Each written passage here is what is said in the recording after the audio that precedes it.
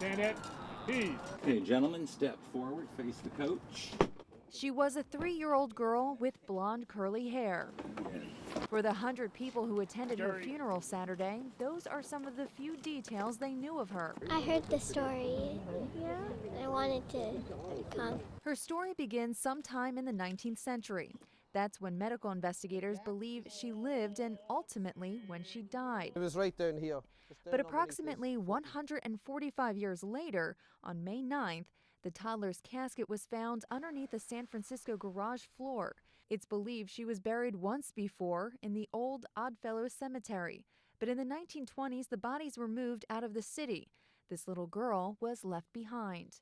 Just touched my heart about this little girl being stuck in the bottom of a basement, and that now she's free. I feel she's a free spirit now, so I just want to be here to celebrate that with her. The Garden of Innocence Project handled the second funeral arrangements for the girl they've named Miranda Eve. Funeral director Enrique Reed took her back to his funeral home in Fresno to prepare her in a new coffin. She looked like a little girl to me with a beautiful dress, yes. And on her chest, she had a cross, and it was made of flowers. UC Davis researchers took samples of her blonde hair to run DNA testing, but the Garden of Innocence volunteers say it's not likely to lead to her identity. The group of volunteers says the funeral services they provide for unknown children rarely lead to their real names. Not often. Once in a while we find out, but not often.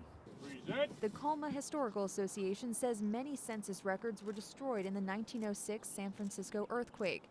The girl's family is long gone, so a new generation came out to say goodbye. You're the family to this little girl. And her discovery is a reminder that no one should be forgotten.